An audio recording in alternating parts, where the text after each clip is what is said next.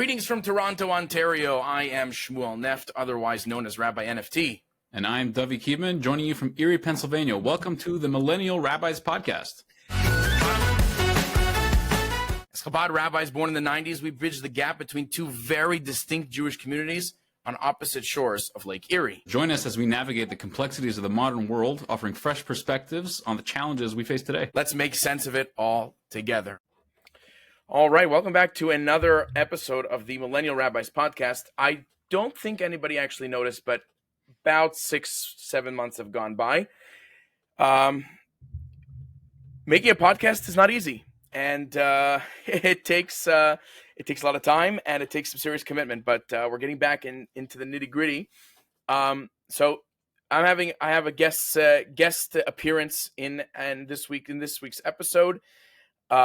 Someone who is very, very unique, someone that I know personally for a very, very long time, and someone that, which, for reasons that we'll discuss, we actually tried to record this just over 6 months ago, and it didn't work. And that's because Rabbi Yehoshua Rubin, someone who I know from our yeshiva days, as you can see, is a rabbi with his kippah and his beard.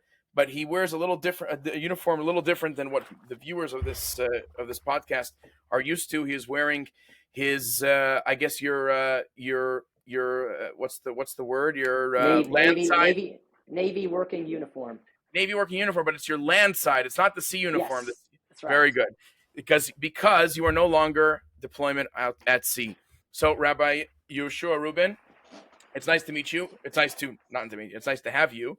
It's nice to be able to do this again. The last time that we tried recording this, you had actually said that you doubt that it would work, and you were right, because turns out when you're in the middle of the Pacific Ocean, internet, even on an aircraft carrier, is not very smooth. And we want to know all about your situation. We know everything about you. This is really, really cool because Yeshua is a colleague. He's a Chabad rabbi.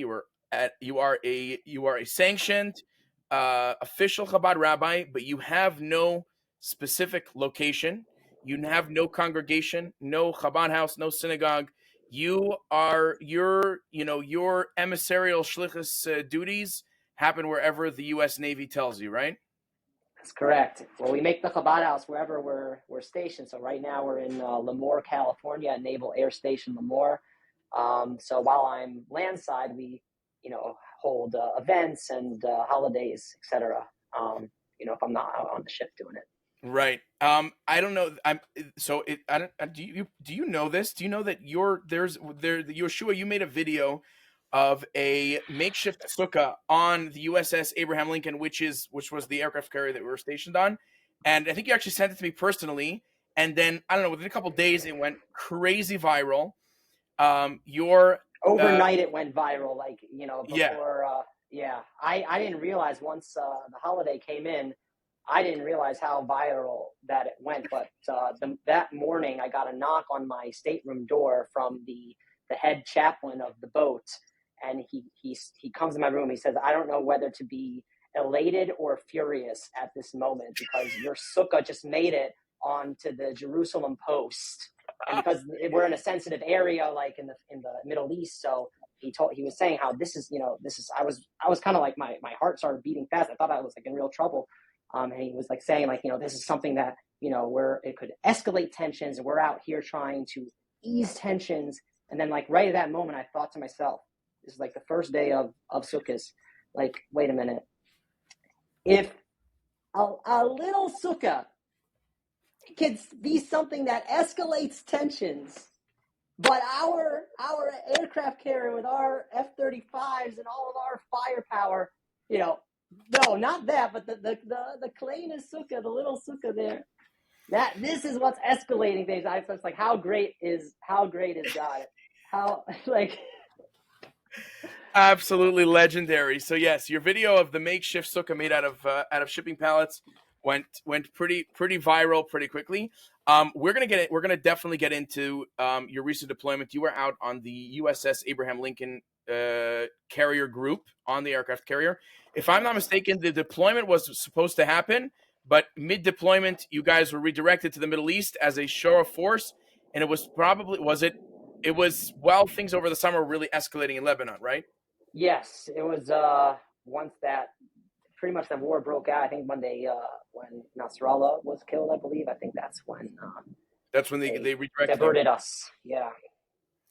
Unreal. So this is really cool because we get to see, this a side of the conflict no one really talks about, which is, U.S. CENTCOM, as it's called, which is the U.S. The U.S. military's area of deployment in the Middle East. These guys have been there. They're there the whole time. There's a lot of them, and they were moving around pretty seriously throughout the conflict. So definitely, whoever's watching, stay tuned until the very end. So just on the personal side of things, so you and I met when I was in Morristown in Yeshiva, and you were also doing your rabbinical ordination in Morristown, otherwise known as the Rabbinical College of America. You became somewhat of a legend. You'd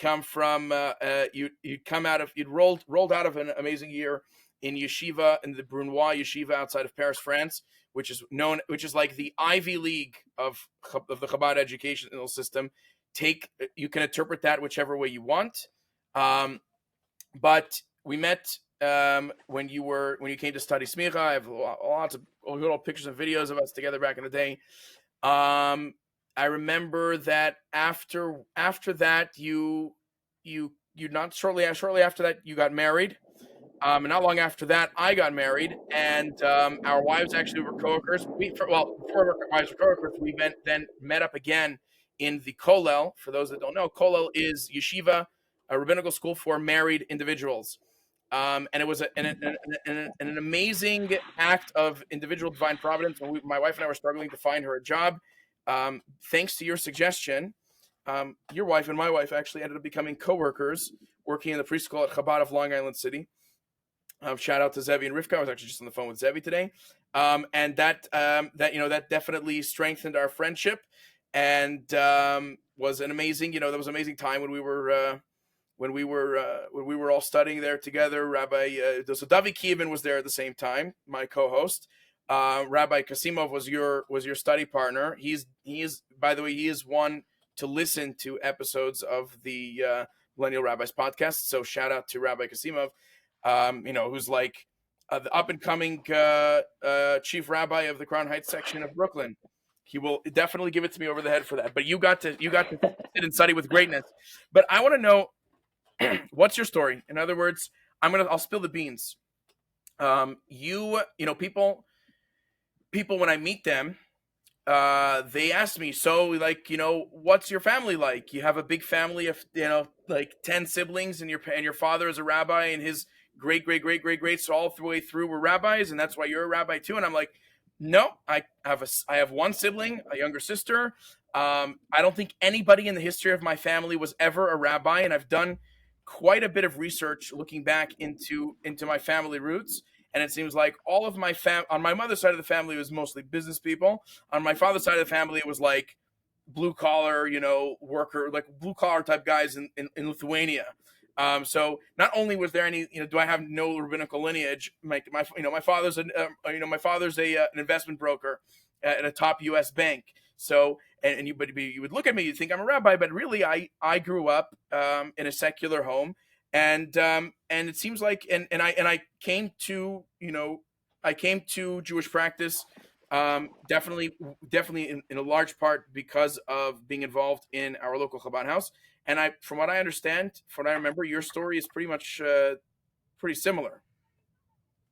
Yes, I didn't grow up in a religious home, but I felt my Judaism was something that was very important to me. I always loved being involved in our traditions more than my friends were, and that kind of one thing led to the other. I studied in Israel for a year with a particular program, but then it wasn't like a yeshiva, but I ended up in a yeshiva where you hear everyone studying, and you hear everyone learning, and the Kol Torah in the study hall there it was something that is like, wow, like this is what it means. Like this is what, this is where I need to put myself.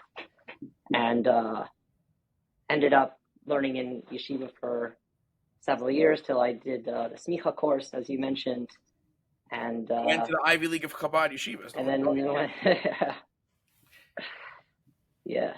Well, I remember that year when David, Moshe, and I went to Kazakhstan for the first time. We came back through Frankfurt, and we stopped off in the yeshiva in Frankfurt.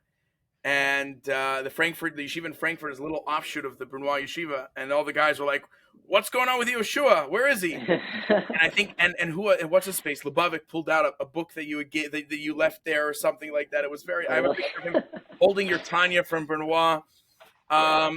Yeah. So okay. So then you became. First of all, you were always one of the more fired up individuals.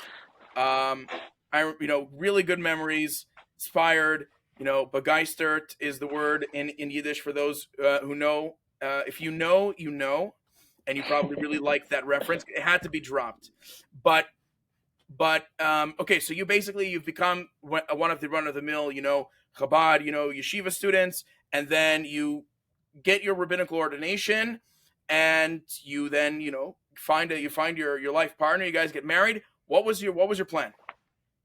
Well, so like you mentioned, we learned in the kollel I learned in the kollel for a year while my wife worked in the preschool there, and kind of using that year to try to find a place to go. We were both passionate about, we want to go somewhere and do Jewish outreach in a community to bring the light of Yiddishkeit to outwards, Paratsta.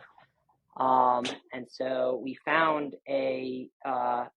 we first actually went to Eretz Yisrael it was a summer, kind of like as a trial, to the ascent of Tzfat. I don't know if you've heard of that. Yes. Oh, I just lost you. No, it's my camera. Oh. A new recording track. Oh man, these technology. Well, okay, we'll keep going. That's right. I remember that. That's right. I absolutely remember that. Yeah, so we went there. We were checking out for long terms, but for whatever reason, it didn't work out. So we came back to Crown Heights, and I was looking for a place to go again. And I heard a friend of mine from the community near where I grew up. So I was familiar with the Chabad community around there in West Hartford, Connecticut. So he called me up and said they're looking for a mikvah attendant. And so the deal was, so the mikvah was the community mikvah was in a house. And so like they needed it, like there's an apartment above on the second floor.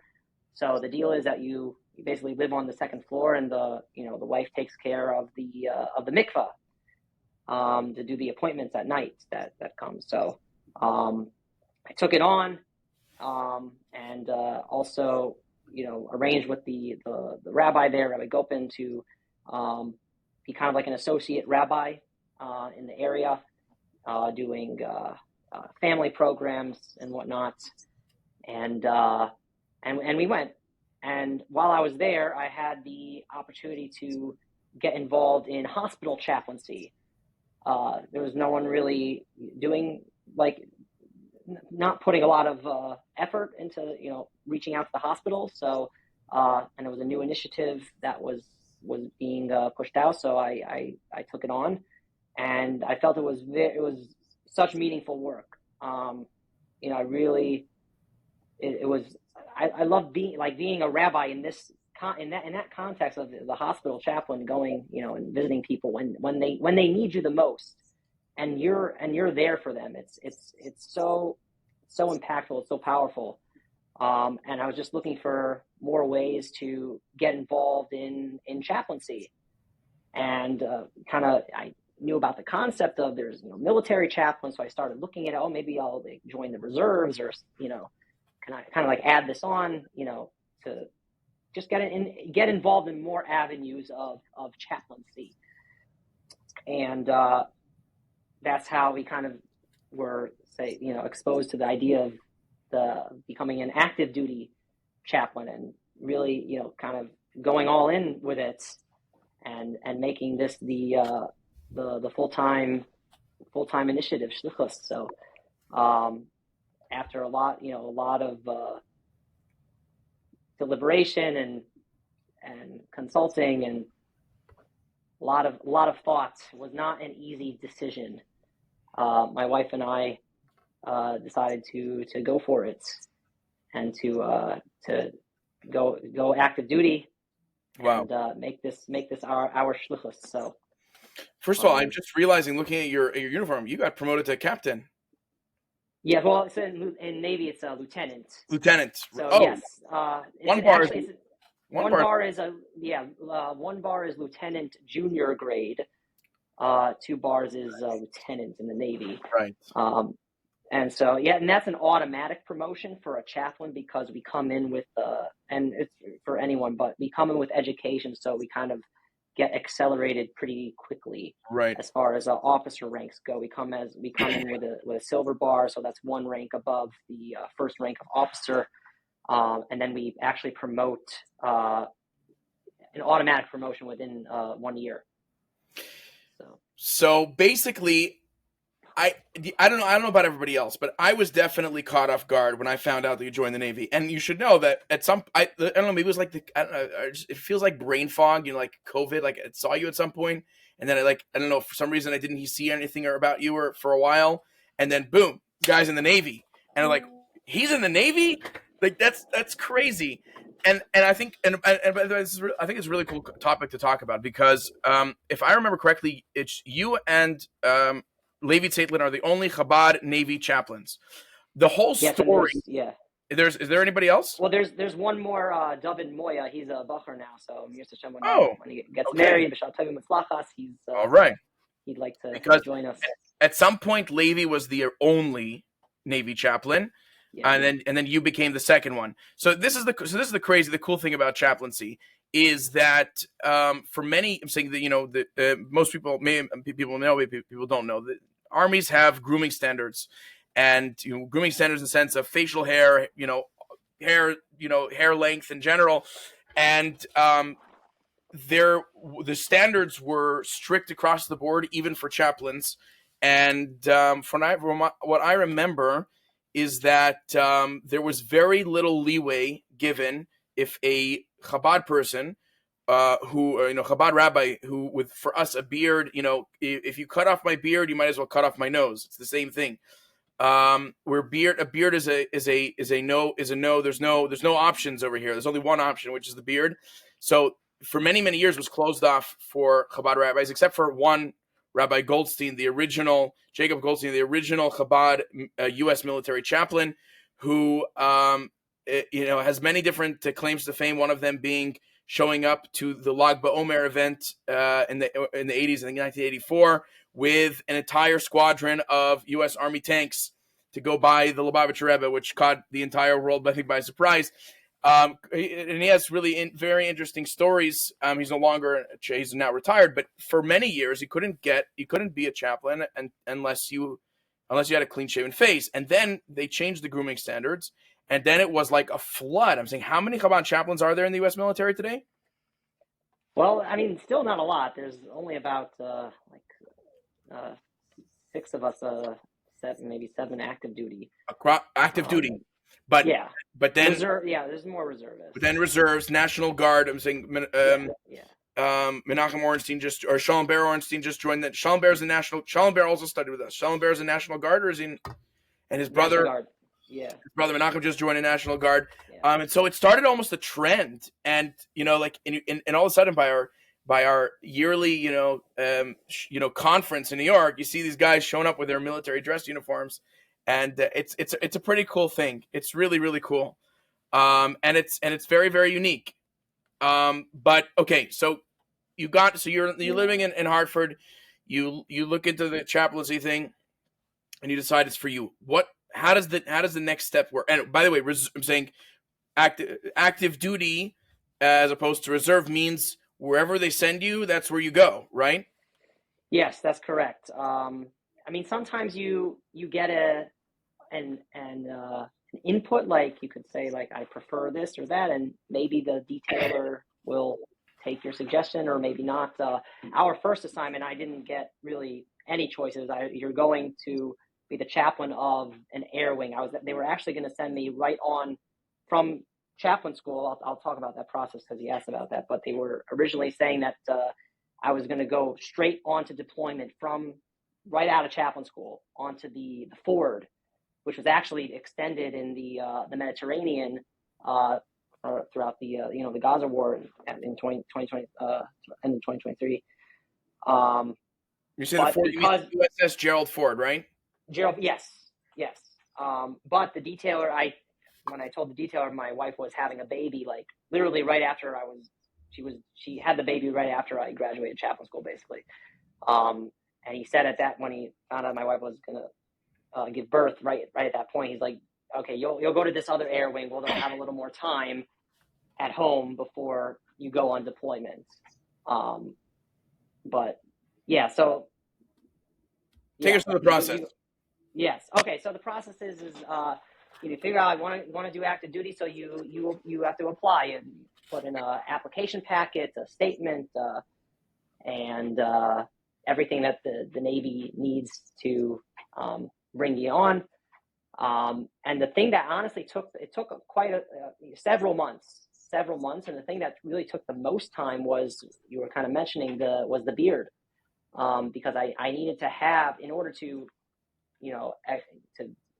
get accepted into the Navy, I needed to have a religious commendation already in hand in order to be accepted. So, and for a unshorn beard, that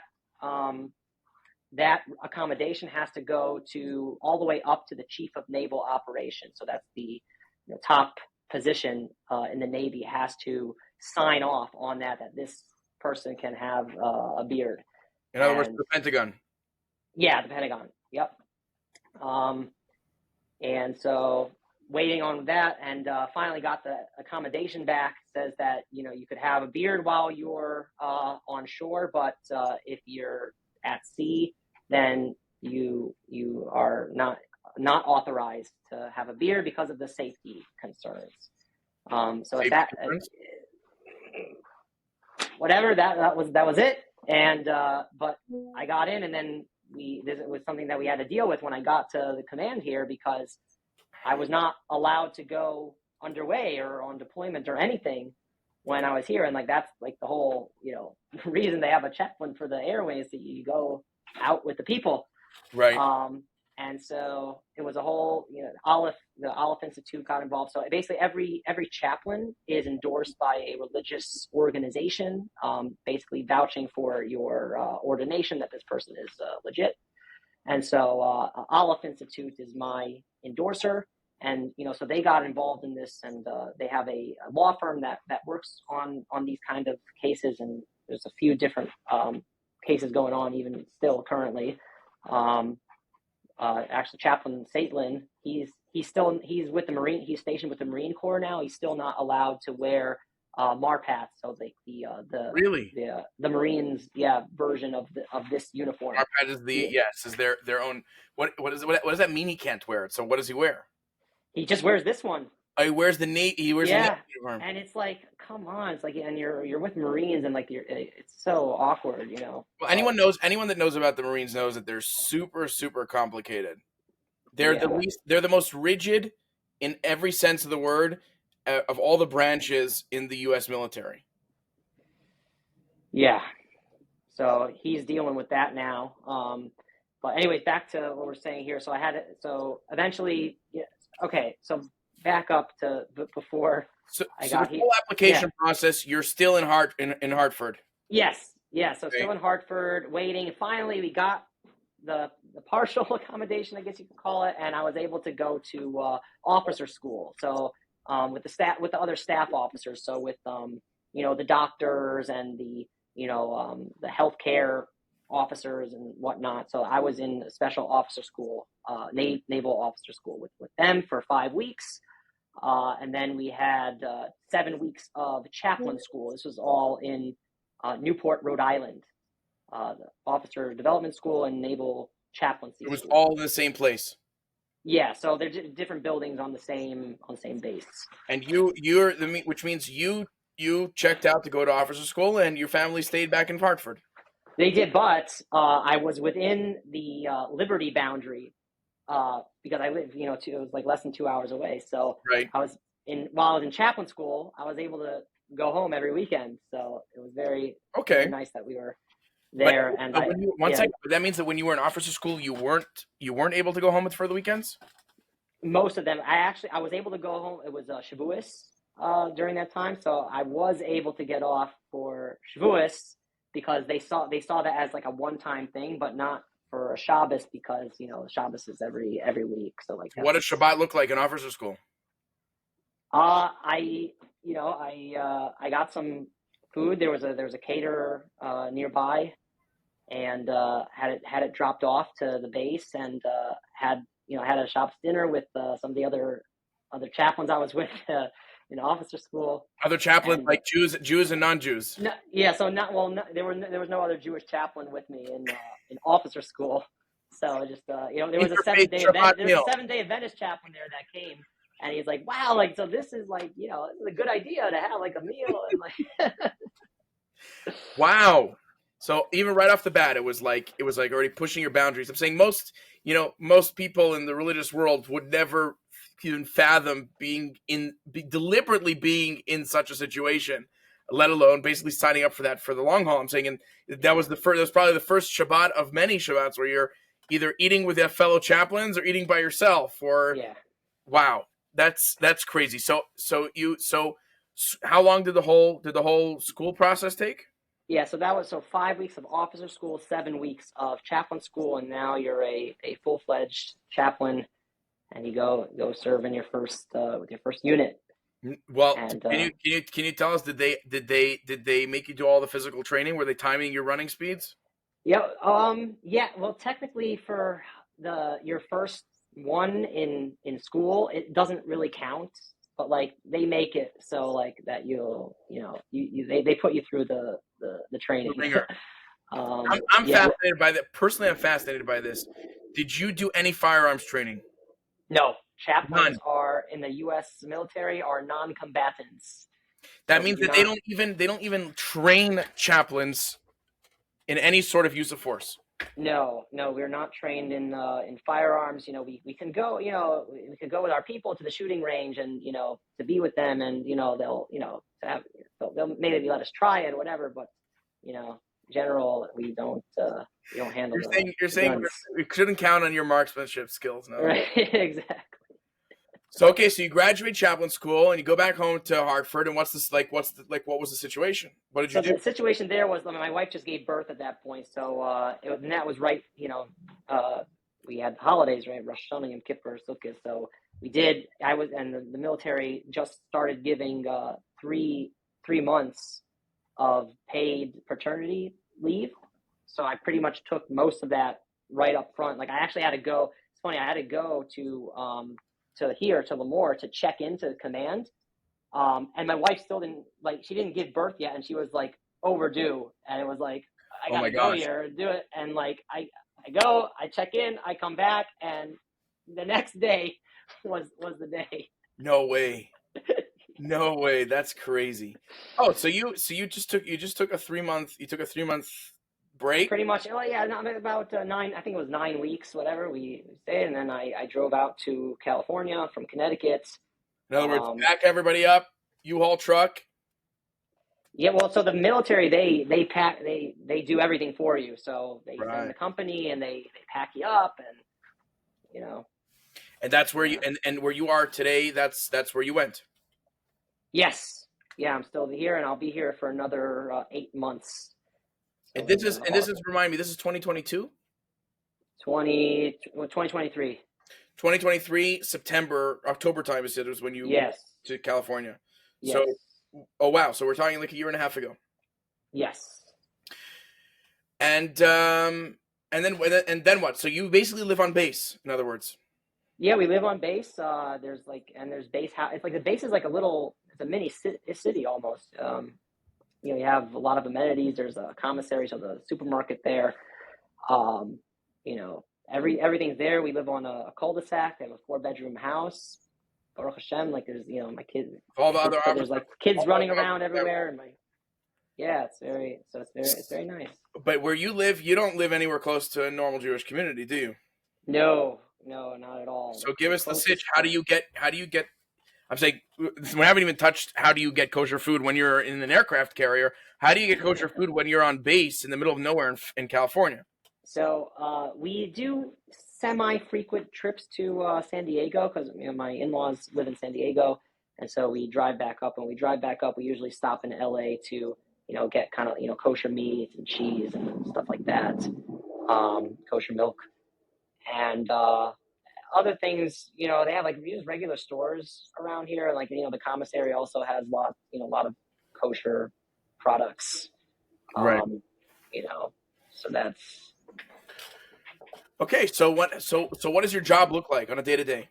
What is it like? Okay, so I'm going to ask you, what does a Jewish chaplain in the U.S. Navy do? People ask me, what does a rabbi do? I have a very hard time answering that question. Okay, so in the Navy, we have a little bit of an easier time answering the question because it's there's policy, right? So what's the policy for a Navy chaplain? We have 4 core competencies. So the first one is to provide religious ministry for people of our own faith group. So being that I'm the rabbi, so I provide Jewish services, holidays for all Jewish personnel, sailors, Marines, and their families, wherever I am. So but being attached to an operational unit, I report to the commander of the carrier air wing. So my responsibility is really to him, and kind of like as a side thing, is kind of like expected, like what I love doing is to be the rabbi for really everyone in this area, all the other operational units that we're here with, the carrier air wings, and the people that are attached to the base as well. So how many Jews would you say are in the Navy, and how many Jews would you say are in your territory of operation?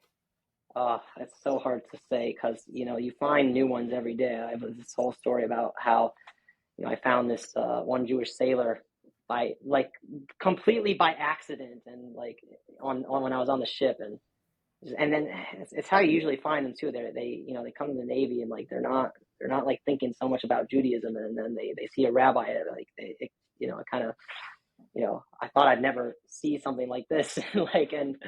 They found me. Yeah, so right. You're picking up the lost Jews of the U.S. Navy. Yeah, exactly. Okay, so what is it? On a day-to-day. In other words, what are you doing? What is your Jewish outreach work? All right, so is obviously providing for all the holidays. We just had a Hanukkah event on the base. We did public menorah lighting.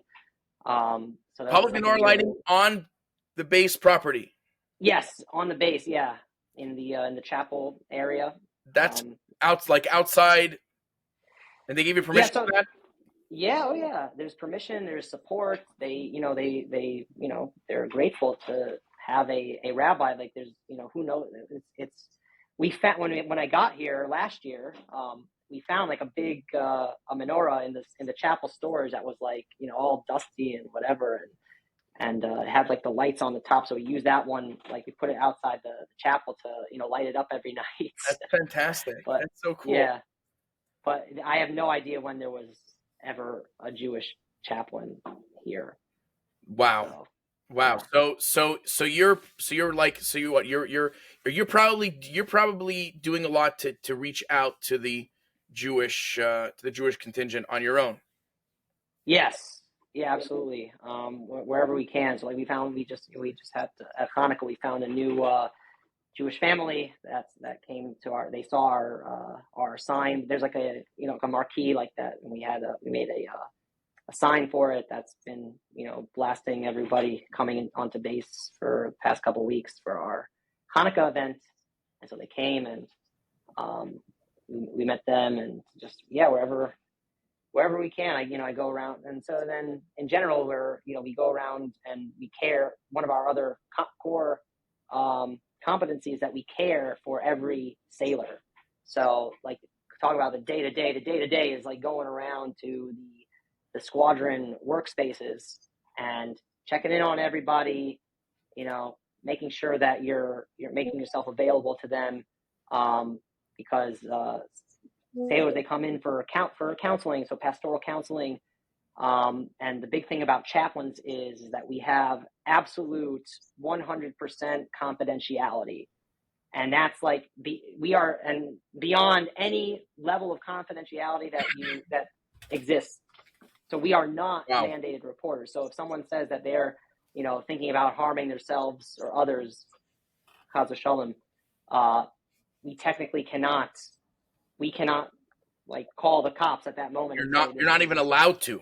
We are not allowed to by policy to do that. But I mean, I could follow them and, make sure that I make sure that they're safe, and I could try to convince them, say, hey, let's get you checked into medical here, but they have to be agreeable to it. So you have a lot of non-Jews, reaching out to you for, I mean, that's primarily, for the pastoral counseling, that's who I primarily deal with is, sailors, not Jewish, but going through hard times or whatever it is. And you're talking to these people, these kind of guys all the time, ladies and guys and girls. Oh, yeah. Wow. Yeah. And what about and so basically, otherwise you basically do all the other functions of a Chabad rabbi. You do, you go out with your tefillin to go visit the Jewish sailors. You go out with your lulav set when it's Sukkot, and you bring matzah to all the sailors. Do you do Shabbat services? You ever try to do something you? Yeah, so we do when we're on base. So we do like Shabbat dinners. So most of the time we invite people like just to our house. We've had like community Shabbat dinners also, where it's a little more elaborate. Community like the base community, or like even outside the base? No, just for military. Yeah, just for military. For military personnel and their families. So you're basically building a mini community. That's exactly it. Wherever we are, we build a community on the base, on the ship. So I had, Friday night services on every Friday night on the ship, and we couldn't, challah wouldn't last, but I brought enough matzah with me. Seriously, that's how so for that entire time you were eating matzah every Friday night? Every Friday night was Pesach for me. OMG, that is crazy. Okay, I want to hear all about this deployment. I just want, for people maybe don't understand. You got on a ship in the summer, and you were gone for 6 months. Yeah, about 5.5 months. And your family stayed in California, which means your wife let go of you for 6 months. You're on a ship.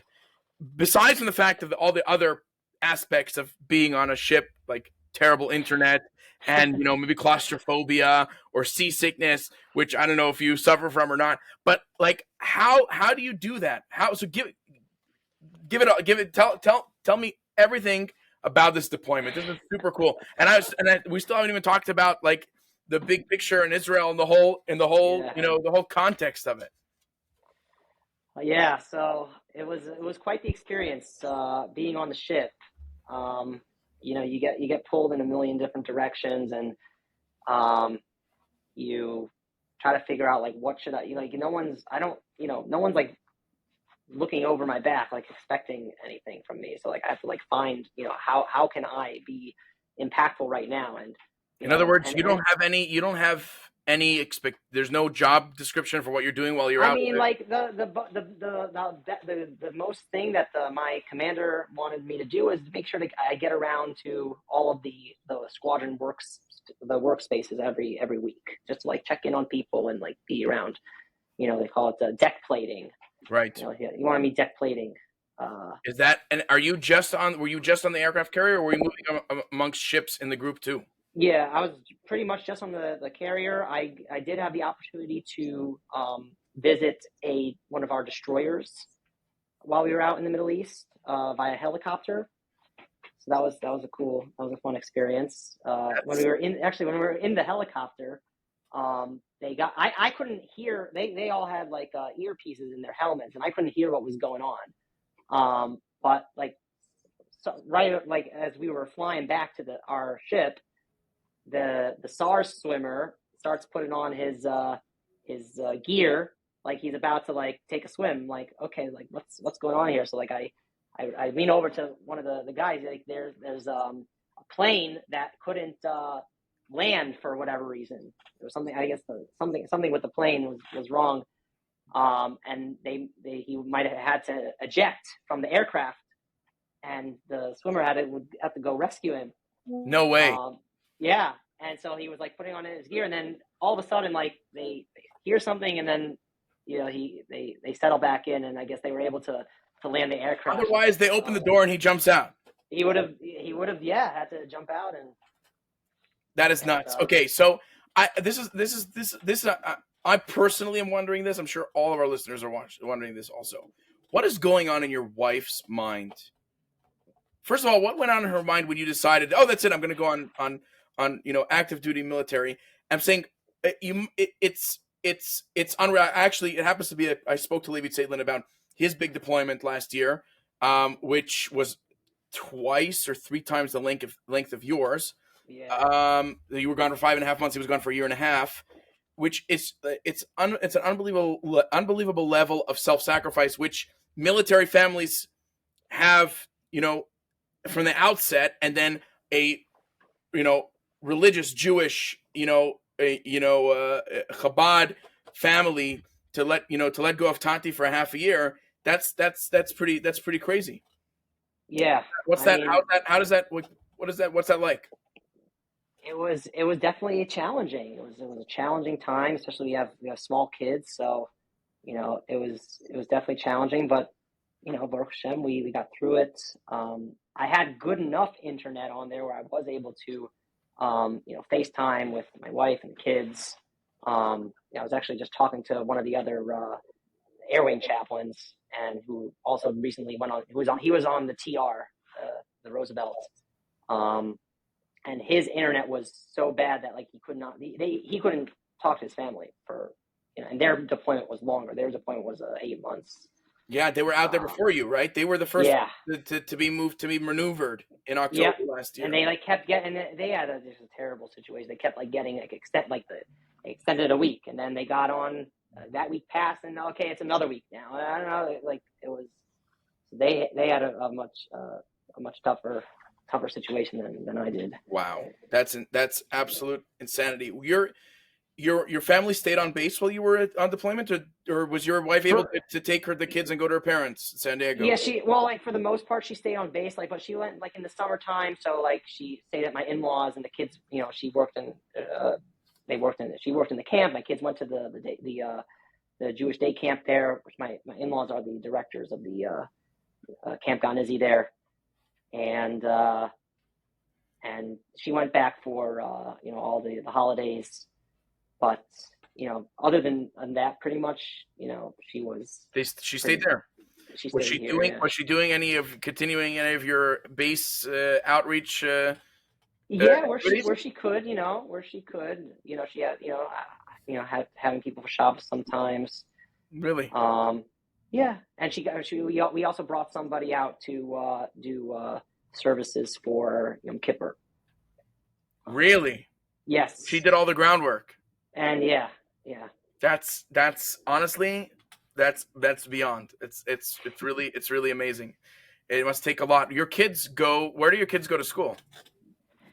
They go to school. My daughter goes to the Jewish online school. And the venerated institution for Chabad emissary children out in every corner of the middle of nowhere. Yeah, so she's getting and she has a great class, a great teacher, and that's really good.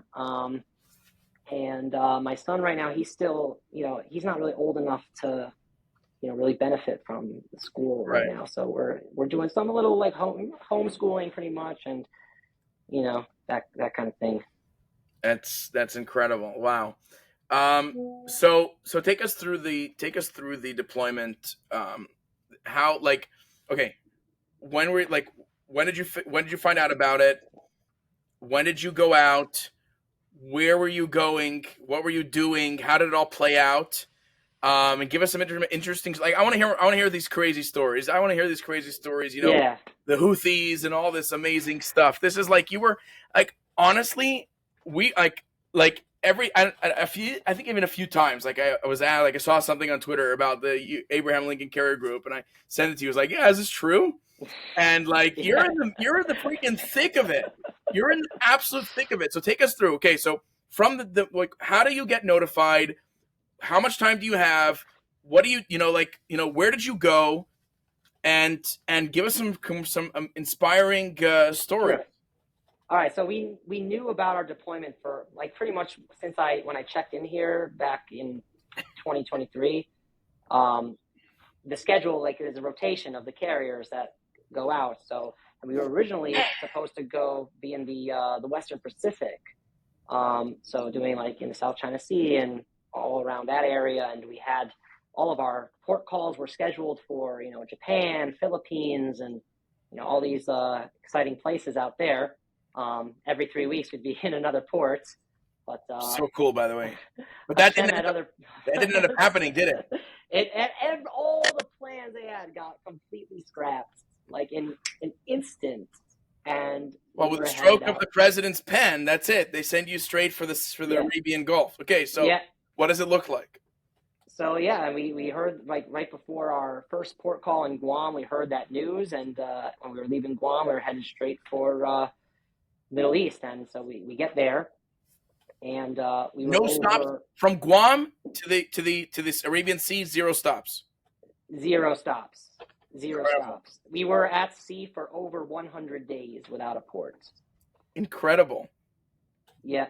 And where was all your food coming from again? So my wife and I did a lot of meal prep right before the deployment. I brought a freezer on board with me. Are you kidding? A pretty good, not like a huge freezer, but a good size one to, so we made like 130 something meals. Oh my God. So I had like but that's not enough meals. No, so then I brought other stuff, like a lot of dry goods and shelf stable milk, and the ship had some cereal, so I'd eat cereal sometimes. Had this really great canned tuna, finer fin tuna, great product. Had that for lunch many days. All different stuff. In other words, the Navy's like, come on board, but we're not feeding you. Well, like they said, like, yes, they're supposed to feed me, and we'll get you kosher MREs and stuff, and like, which they couldn't even manage to get, and like, seriously, so the Navy supply system needs lots of improvement, we'll just say. And not that I would want to eat MREs every single day for 5.5 months. Like we in chaplain school, so we go on an exercise like a week long, like the Marines do. We go on hikes, and we camp out and sleep on the ground and all that. And we had to eat MREs like the whole time. And MRE, for people that don't know, MRE stands for Meals Ready to Eat.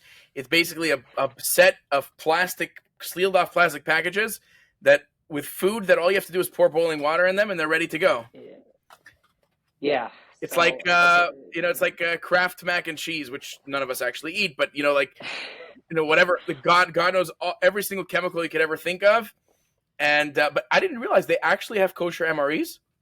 Yeah, of course. La Brioche is the company that really has a government contract. Yeah.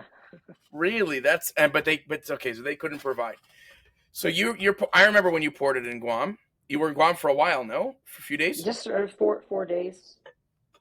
What's Guam like? It's a nice island. Got a chance to see it?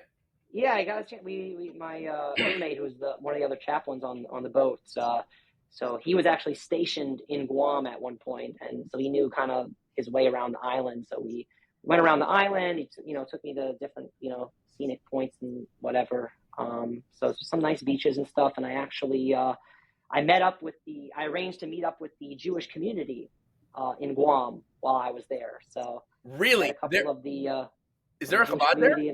No, there's not a Chabad there.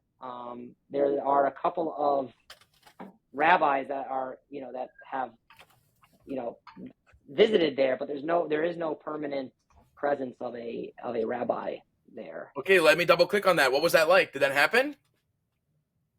I went there. We met at Starbucks and met with. So the Jewish community is big enough that we can meet all of them at Starbucks. Yeah, basically, yeah. I mean, the ones that were around. We didn't have that. There wasn't that many people that showed up, but it was nice to connect with them in a very that is so cool community. That was very, very a lot of interesting people. I'm sure. Yeah, Guam is not St. Martin's. Like, yes, Guam, for those that don't know, is a little island in the middle of the Pacific Ocean that's officially owned by the United States. But that's so cool. Like, what do you do? You just meet and greet, talk, or like you got up to Dvar Torah? Like, what was that like? Yeah, I planned a class.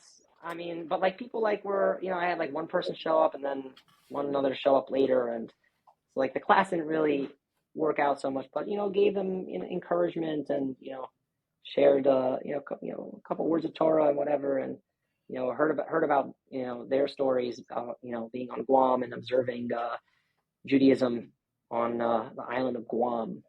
That's crazy, and that is like right out of the Rebbe's books. How many stories there are where the person's traveling, and the Rebbe says, go visit the local Jewish community, and there's a famous story of Yosef Weinberg, a famous rabbi in Chabad, and he was flying through Senegal. And back then you had to fly multiple stops, and your stopovers would be like overnight, and like I don't know. The Rebbe said like find a certain, find what to do while you're in Senegal or something, and end up meeting like some of the local Jews over there. Like then there's so many stories. This is like the Rebbe's right out of his playbook. So that is so cool because you could have just taken 4 days off to hang out on the beach and sightsee, but you went out and you met the Jewish community of Guam in Starbucks, and that is so cool. I think that's really, really cool. It's so amazing. Okay, so you get back on the ship, and then it's full speed ahead. That's right. Headed over there. We're in the Arabian Sea for most of the time there, and you're just circling around over there. Circling around, trying to be a deterrent to Iran, not to fire at Israel. Did you see any crazy situations? So I mean, the coolest thing that we did was our F-35 squadron on the ship we had a mission where it was the first time that the F-35 was part of a combat mission, and I actually one of the naval traditions is that when you're underway. So the chaplain says an evening prayer. And we had a rotation from all of us. There were 5 chaplains aboard the ship, and we had like a rotation. So it was my night to give the evening prayer. Cool. The night that they launched this mission. Like literally, I said the prayer, and I said like this should be the last time that we need to do this kind of mission before. The prophecy is fulfilled that they shall beat their swords and plowshares, and really motivated them. And then they launched the mission right there. I went up to the tower, so I was on the bridge, and the tower for the air traffic control is right above the bridge where you say the prayer from, and where they drive the ship. So I went up right after that, and the air boss, when I went up there, he turns up the radio for me to hear, and they're talking about how now you got the prayer from Rabbi and go and get them, and they went, and their mission was in Yemen with the Houthis. Yes. That's wild. So you basically saw that side of the story from an angle that no one knows about, basically. Yeah. We hear plenty about the Palestinians. We hear about Israel, but no one thinks about the guys that are on the ships over there doing the deterrence work. Unbelievable. So where was the next time you actually got off the ship? The next time was in Malaysia. Already on your way back? Yes. Wow. On our way back in Malaysia, yes. We were supposed to stop in Bahrain at one point, but didn't work out. Which, by the way, speaking of Bahrain, that's where Levi Zeitlin spent a year and a half. Where he was the only Jewish community, the only rabbi in Bahrain. For a while, and then there was a shliach that went there. Right, so Levi actually told me that there was someone that was working on it, but then once October 7th happened, that whole thing went to the wayside. as it did in all the other Arab countries. Wow, that is amazing. Okay, so how many Jews were with you on the ship? There were several, some that I knew about, probably more that I didn't get the chance to meet, but the ones that I did, it was a very special when you meet a Jewish sailor on the ship, because like you're there and you're present, and like you kind of like expect them, a Jewish sailor to come and like make themselves known to you, but like not necessarily. And very, so here's just an interesting story to that point. It was Erev Rosh Hashanah, and I had to do Hataras Nedorim, so I gathered a few Hataras Nedorim, which means the annulment of vows that we do. We have a tradition to say before Rosh Hashanah. Yes, so I gathered a few Jewish sailors that I'm friendly with, and I managed to get three of them together to do this ritual. Usually you do it with 10, but it's okay to also do it if you have 3. And so we did it, and I had in mind that I was going to keep one of them behind to do the Erev Tavshilin with, which is something that we do when a Yom Tov holiday fall, comes in right next to the Shabbat. So you can cook. Yes. So, but I forgot to keep one of them back to do it. So I had to find someone else to come and do this ritual with and say the blessing, etc. You had to have to teach people about all these super niche, not really well known Jewish practices that no one ever talks about. Right. And so I thought of another Jewish sailor I knew that I was gonna, I visited him in his work centers a few times, and we put on tefillin before. And so, okay, I'll go to him and I'll ask him to do it. And I knocked on the door, no one was there. And then I thought I saw him one time, like come out from the work center directly across the P-way from the one that I usually find him in. And so I knocked on that one, and I asked, is Louboutin there? That was his name, Louboutin. And then they said, okay, oh yeah, Lavitan, he's going to be here at 16:30. And as I heard that they pronounced the name differently than I did, but I didn't really pay any mind. I thought maybe I was pronouncing it wrong the whole time or whatever. But I thought I was going to find him there at 16:30. It'd be fine. And so I go back 16:30. So it was like literally 20 minutes before onset of Yom Tov. And I said, is Louboutin there? Yeah, Lavitan. He's right there. And he pointed me to him. He's a sailor I never met before. And he's like, okay, hi, how you doing? Like, oh, it's like, sorry, I meant to get Louboutin. I guess this is a different person, Lavitan. And like, but I was there already, so like I had to ask, are you Jewish by any chance? And he's Jewish. No way. He's Jewish, and he never put on tefillin in his life before. Put on tefillin right before 20 minutes before Rosh Hashanah. I made sure he heard shofar both days of Rosh Hashanah, and he came on Sukkah to eat in the Sukkah. The Sukkah. And do lulav and esrog. He did all the inyanim. That's insane. Just because I accidentally found him, and yeah. It's absolutely crazy. What did you do for Rosh Hashanah Yom Kippur? Did you make any services of any time? Yeah, so I had like a set time where I had like this is the time I'm doing my service, but like no one really came to the service. It was mostly me going around the ship, finding people, mostly bringing them up to the chapel to blow shofar for them.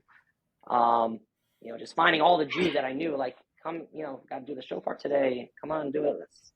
Same thing by Sukkot, going around with the lulav and esrog and trying to get people to come, to the Sukkah to do it. And I just want to picture this. So you're on the ship, you're wearing your blue camouflage, and when it comes to Yom Tov time, you're wearing your talis and a gartel on top of your uniform. Yeah, pretty much. I mean, I wore on Shabbos and Yom Tov, I wore my it's like a khaki uniform, so that's really like considered dressing up, right? As far as uniform goes, no one wears their khakis like ever while they're underway on the. And you're allowed to pull them out like that when you want. It's it's an authorized. It is a uniform of the day. You're definitely authorized to do it. On Yom Kippur, I did wear my I did wear my kapata, Really? one day. You brought it with Yeah. you? Yeah, of course.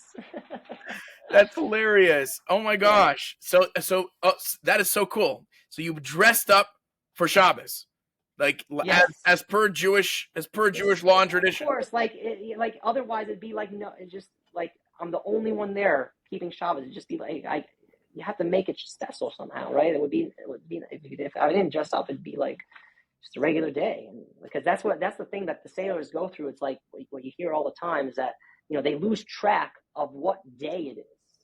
They just get into their routine and just go to work in, day out. There's no days off. Like it's just work all day, every day. And they lose track of what day it is. That's crazy. That's unbelievable. Wow. And so you're saying besides for your regular pastoral services that you're doing, you're going around basically trying to have coffee with the Jewish sailors and getting to know them, getting in touch with them. Yeah, just trying to get them to come and do like there are a couple of Jewish pilots on board that were receptive and try to get when they have a no-fly day to come and put on tefillin with them. And wow, so I want to hear. I think we want to definitely finish off after hearing some really inspiring Navy stories. And I'm saying it seems like every day is a unique encounter or situation and in the life of a Chabad Navy chaplain. So I think we have to let's inspire the people with give us some cool stories. Well, pretty cool story was when I was waiting for my beard to be approved. So I could not go underway with for the the workups that they had on the ship. I was only able to go like on the last underway exercise right before deployment and then deployment because that's when my accommodation was fully approved. But back in January of 2024, I was still not approved yet to be on a naval vessel with a beard. So I could not go underway with my people for that scheduled underway. And so I try to figure out how to make the most of my time because there's no one else going to be here but me. So there is an annual chaplain training for the chaplain corps to take a few days and do like a training, everyone together, and they have them at different points throughout the year to accommodate everybody at different locations. And so it happened to be they were doing one of these trainings in San Diego in January. So so this will be I'll be doing something productive while everyone's out on the boats, and I'll get this chaplain training out of the way. And so a couple of really great things happened at those couple of days. So we had the admiral of the Navy Southwest region address the group, and he mentioned that he was Jewish in his talk to all the chaplains. He like something about it's great how the Navy accommodates all different religions, like me being Jewish, whatever, something whatever to that effect. Your so right when and that's exactly yes. So right when he was finished, I go over to the office where he went into, and he was already like talking to somebody. He was already like meeting with somebody. The admiral has lots of very busy and very important. So his assistant was at the door, and I asked if I could maybe meet the admiral before he leaves. I'm Jewish also. I want to share like a Jewish tradition with him. And it was a little pushback. He's very busy, whatever. But like they gave me like a minute to meet the admiral and have a nice picture with Admiral Rosen putting on tefillin for the first time. He did it, huh? He did it. That's crazy. That's crazy. And also at that training, so there was a chaplain there that had a couple. He came over to me. He has a couple of Jewish sailors. One that's going through a little hard time, maybe you could come and visit him. So like I arranged to visit this Jewish sailor on this the chaplain on the ship that this chaplain told me about right after the training. And we go on to I go onto the ship, and he introduces me to his friend, a Jewish sailor, that hasn't been involved so much, but he's also Jewish, and put on tefillin with him. His first time in his life, put on tefillin. And at that point, I don't always do this. It's something I try to remember to do, but I don't always do it. I happened to do it this time, where like I gave him a Jewish name for his bar mitzvah. So I asked him, what is your name? He says his name is Nick. And I say, okay, Nick, how about your name? Your name is Nachshon, right? Nachshon, okay. And I didn't even hop at that moment. It was actually the week of Parshas B'Shalach. Wow. I named Nick Nachshon. Who's the star of that week's Torah portion? Yes. That's amazing. And then the last crazy thing that happened on this training is someone, one of the other chaplains comes over to me. He starts talking, and he says, he comes over to me and says, Ma shlomcha.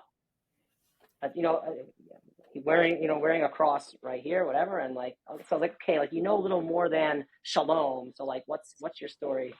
And so basically, he's a Christian chaplain, but has a Jewish mother.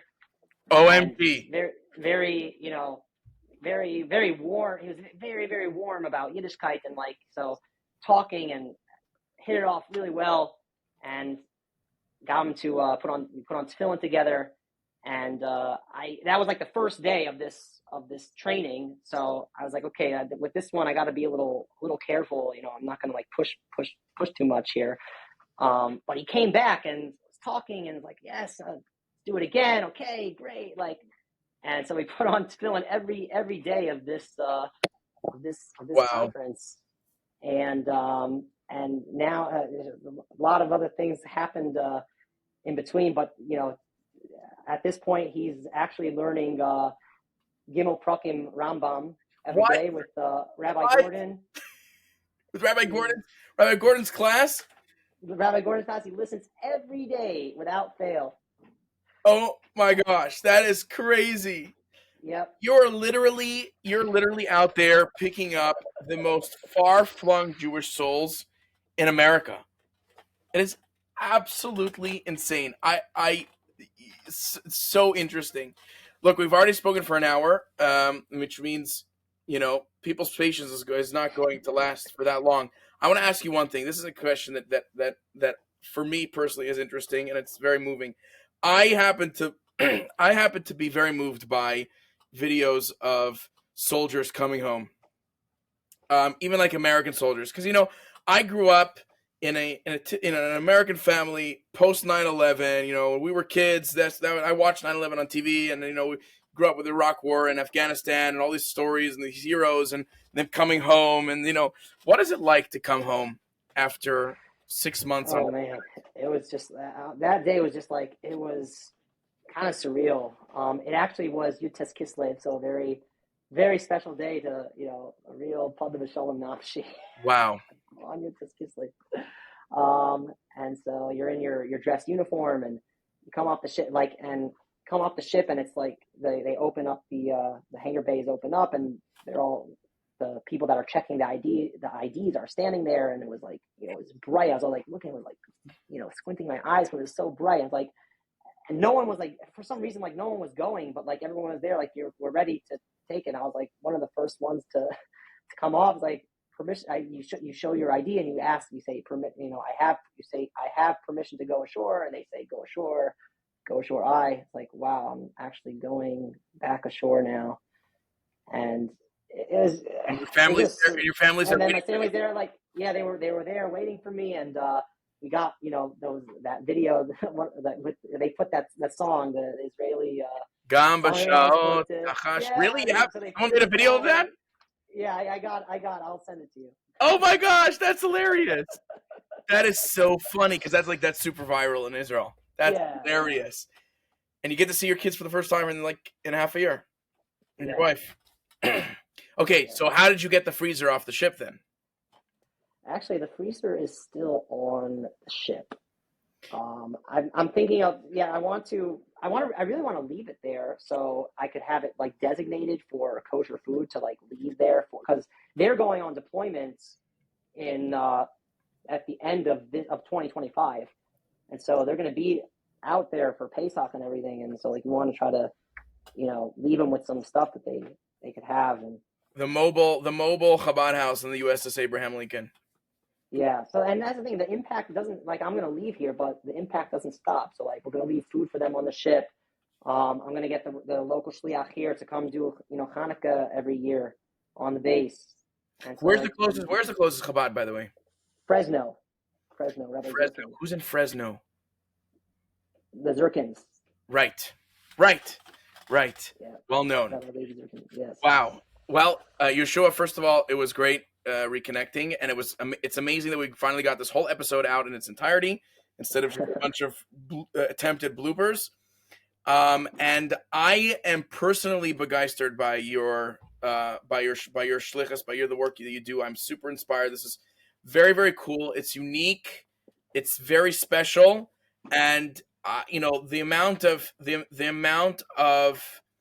sheer self-sacrifice that it takes to do what you're doing is, you're an American hero, but even more than American hero, you're a Jewish hero, because whatever hardship it is to be in the U.S. military, it gets times 10 when you're a religious Jew, and even more a rabbi. So honestly, hats off to you for what you're doing, and thank you so much. I guess as an American, thank you for your service. Yes. We're looking forward for when your carrier group docks for the first time in the newly acquired Canadian port.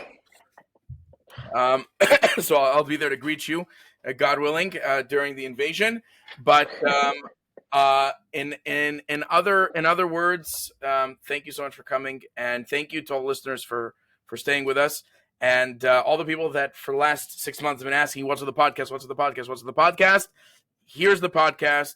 I don't even know if I don't even know if I told Dovey that I'm planning on recording with him, and we're gonna get this thing back off the ground.